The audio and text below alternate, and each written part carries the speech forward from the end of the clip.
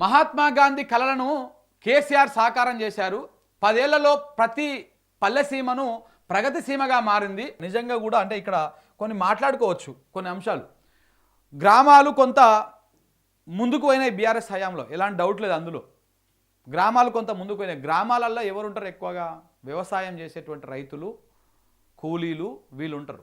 వీళ్లకు చేతి నిండా పని దొరికింది, కూలీలకు కూడా చేతి నిండా పని దొరికింది, వ్యవసాయం చేసేటువంటి రైతులకు కూడా పెట్టుబడి అందింది. సకాలంలో కొంత ఈ పెట్టుబడులు కానీ లేకపోతే ఈ నీళ్లు అందించే కార్యక్రమం కానీ ఈ కరెంటు కానీ ఇట్లాంటివి ఏం లేకుండా చూసిరు. ఏ వ్యవసాయం చేసేటువంటి ఏ రైతుకైనా 3 ప్రధానంగా కావాలి. ఒకటి కరెంటు కావాలి, ఒకటి నీళ్లు కావాలి, ఇంకోటి పెట్టుబడి కావాలి. ఈ 3 వస్తే పంట ఈ మట్టిలో రత్నాలు పండిస్తారు రైతులు. సో కాబట్టి ఈ 3 కొంత అందించిండు కేసీఆర్. అది ఎవరు ఒప్పుకున్నా ఒప్పుకోకపోయినా ఈ రాష్ట్రంలో ప్రతి రైతుకు తెలిసినటువంటి అంశమే. కేసీఆర్ దిగిపోయిన తర్వాత రైతు బంధు ఏ రకంగా అందుతుందా అందుతలేదా అనేది కూడా రైతులకు తెలుసు. వస్తుందా వస్తలేదా అనేది కూడా ప్రచారం ఏమో కొండంతా చేసుకుంటుంది ఇకనటువంటి కాంగ్రెస్ ప్రభుత్వము. అక్కడ గ్రామ స్థాయిలో రిజల్ట్ మాత్రము ఘోరంతా కూడా లేదు. రుణమాఫీ అయిపోయింది అని చెప్పేసి అందరికీ చెప్పుకున్నారు, 100 సార్లు పేపర్ల ప్రకటనలు ఇచ్చుకున్నారు. మన మంత్రులు గారు కానీ ముఖ్యమంత్రి కానీ ఏడికి పోయినా ఊకదంపుడు ఉపన్యాసాలు ఇచ్చిర్రు. రుణమాఫీ అయిపోయింది, ఈ దేశంలోనే ఈ ప్రపంచంలోనే మేము చేసినంత రుణమాఫీ ఎవరు చేయలేదో ఏకకాలంలో 18,000 కోట్లతో మేము రుణమాఫీ చేస్తామని చెప్పేసి గొప్పలు చెప్పుకొని 3 రాష్ట్రాలు తిరిగేసి ప్రచారం చేసిరు. ఆ 3 రాష్ట్రాల్లో కాంగ్రెస్ను ఓడగొట్టిరు పొయ్యిలు ప్రచారం చేసి. అది వేరే విషయం, ఎందుకంటే అది నిజం కాదు కాబట్టి, అబద్ధం కాబట్టి. సో ఇట్లా గ్రామాల్లో ఉన్నటువంటి రైతులకు తెలుసు గ్రామ స్వరాజ్యము ఎప్పుడు ఎట్లా ఏ రకంగా ఉన్నది, ఇప్పుడు ఎట్లా ఉన్నది గ్రామాల్లో అభివృద్ధి కార్యక్రమాలు అనేది. ప్రధానంగా దెబ్బపడ్డది రైతు బంధు విషయంలో. ప్రతి రైతుకు దెబ్బపడ్డది. ఇవాళ 100లో 10 మందికో 20 మందికో వస్తున్నది, మిగతా 80 మందికి పక్కన పెట్టేసారు. ఇప్పుడు చాలామందికి భూములు ఉంటాయి, బయట కూడా పనులు చేసుకుంటుంటారు. చాలామందికి రాలే ఇది రైతు బంధు రాలే, రుణమాఫీ రాలే. దాంతో ఏమవుతుంది, ఒక రైతుకు రైతు బంధు రాకపోతే ఆ రైతు ఒక్కడే నష్టపోడు.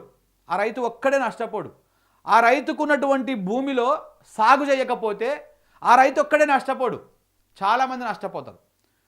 ఈ రైతు బంధో లేకపోతే ఆర్థిక సాయం ఎక్కడి నుంచి అందిందనుకో ఆ రైతు ఆ భూమిని సాగు చేస్తాడు. సాగు చేస్తే ట్రాక్టర్ ఉన్న ఆయనకు పని దొరుకుతుంది, కూలి వేసుకుంటే వాళ్ళకు పని దొరుకుతుంది. ఇట్లా దాన్ని ఒక చైన్ సిస్టమ్ లెక్క ఉంటుంది.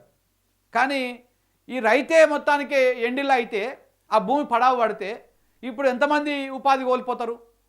సో కాబట్టి కేసీఆర్ ఆ రైతుని బతికించేటువంటి కార్యక్రమం చేసిండు. ఎవడు ఒప్పుకున్నా ఒప్పుకోకపోయినా ఇది వాస్తవం. రేవంత్ రెడ్డి ప్రచారాన్ని నమ్ముకున్నాడు తప్ప రైతులను చూసుకుందాం అనేటువంటి దాంట్లో లేడు. హామీలు మస్తుగా ఇచ్చిండు. ఇప్పుడు తీసుకుంటే 10,000 వస్తాయి అక్క, మేము అధికారంలోకి వచ్చినాక తీసుకుంటే 15,000 వస్తాయి, ఇప్పుడు తీసుకుంటే 2,000 పింఛన్ వస్తుంది అవ్వా, మేము అధికారంలోకి వచ్చినాక తీసుకుంటే 4,000 పింఛన్ వస్తుంది అని చెప్పేసి ఇట్లా అన్ని మాటలు చెప్పారు.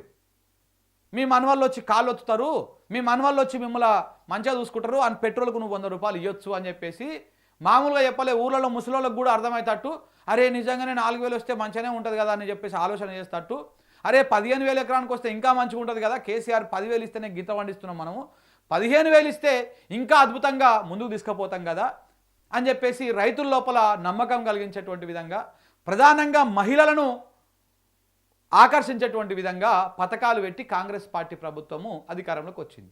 కానీ వచ్చినాక ఏ నమ్మి రైతులు ఓట్లు వేసిరో అదే రైతులను ఆగం చేసిరు. ఆ రైతులను ఆగం చేసిరు. రైతు బంధును 2 సార్లు ఎగ్గొట్టిర్రు, ఇచ్చిన 2 సార్లు మమ అనిపించారు. 10% 20% మంది రైతులకు ఇచ్చేసి అయిపోయింది అని చెప్పారు.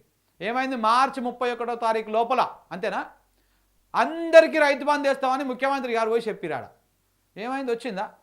ఎంతమందికి వచ్చింది చెప్పండి? సగానికి సగం మందికి రాలే.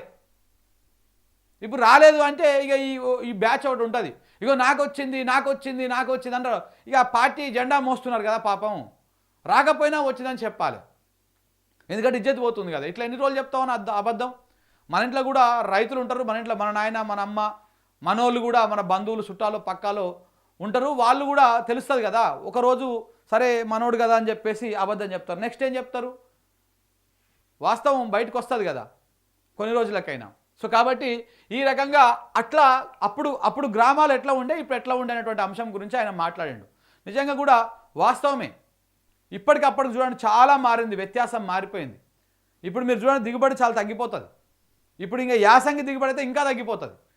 వీళ్ళు మొత్తానికే చేతులు ఎత్తేసారు. సో కాబట్టి ఆ అంశం అది కూడా కొంత కీలకమైనటువంటి అంశమే, ఆలోచించాల్సినటువంటి అంశమే.